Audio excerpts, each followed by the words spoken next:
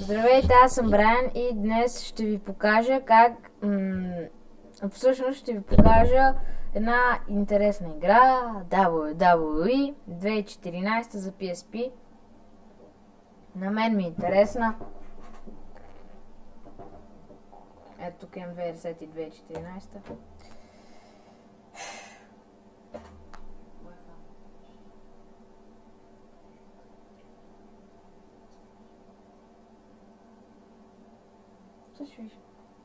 Сега ще видите и в следващото клипче ще ви покажа как да си изтеглите. Така. На мен е малко по-различно, не знам защо така.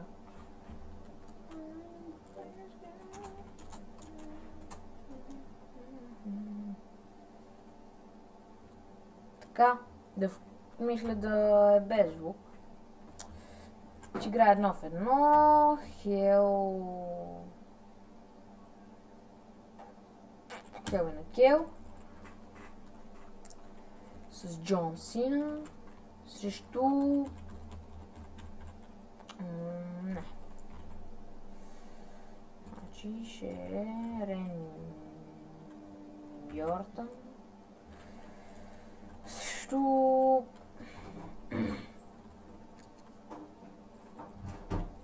Triple H.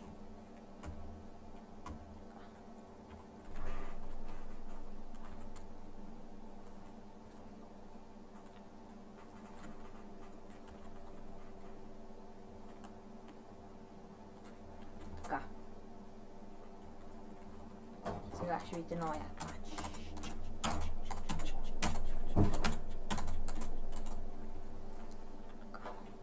Започва. Ето го.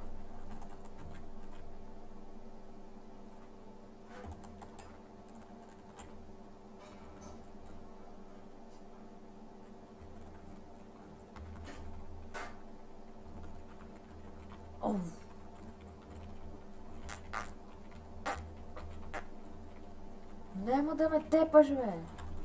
Разбрали? Гледай сега какво ще направи. Гледай сега. Умирай, бе.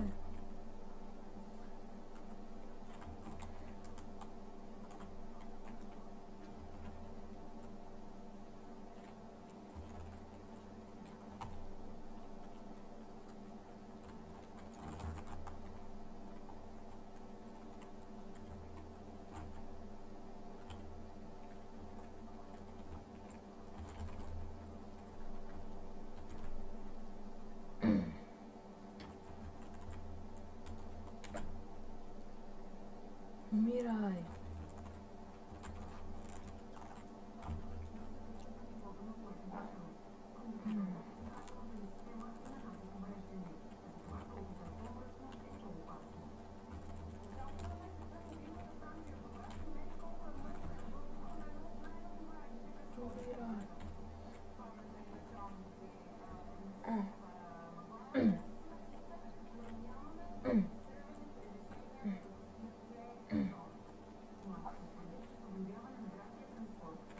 О, той се повдига.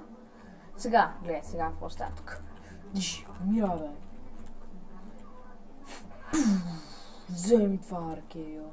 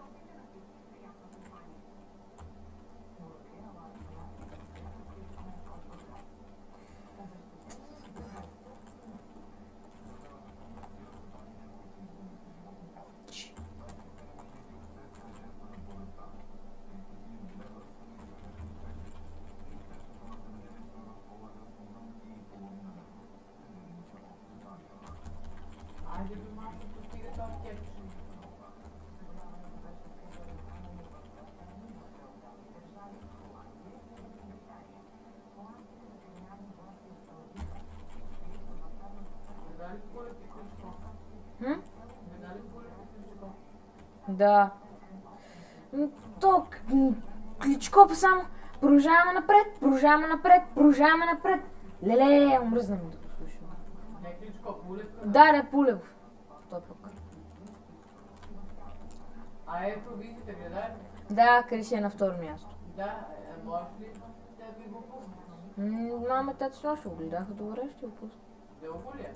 Не знам. Аз искам само нея. Мирайло е. Как му те разкръвило?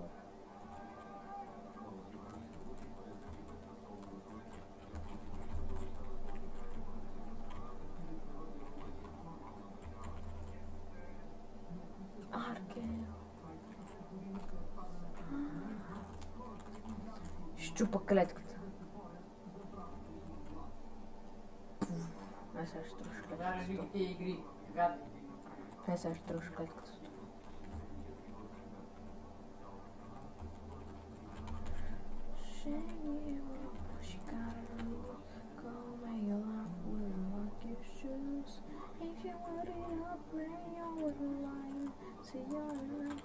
So you gotta let it be time.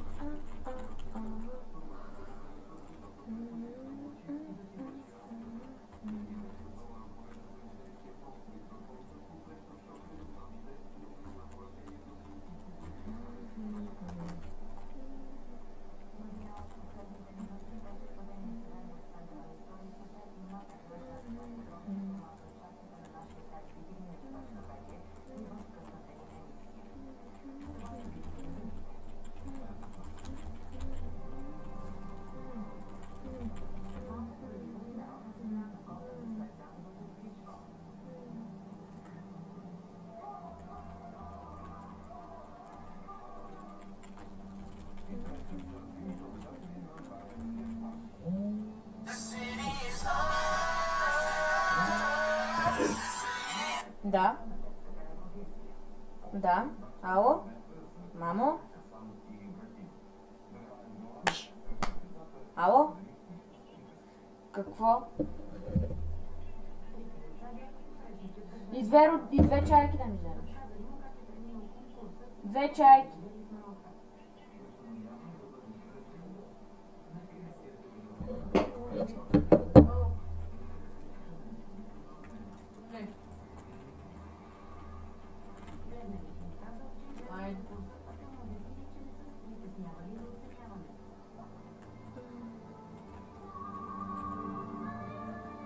Децата казаха, че нямат търпение да се приберат вкъщи.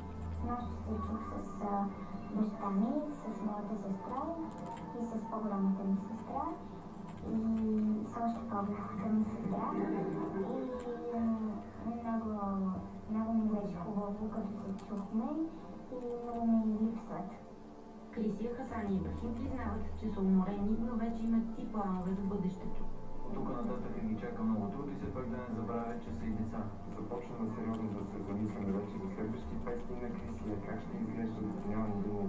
Много бой се чувствам, не може да Гледали сте някога, че децата ви толкова малки ще имат такова отличие и така ще послават страната. винаги са да. И само може се радваме да имаме все така повече извънредни емисии за добри поводи. За битови новините ви Ядосни. Отново народна земя. Късно с нощи, когато Полев се завърна в България и въпреки загубата си от Владимир Кличко, беше посрещнат изключително сърдечно на летище София.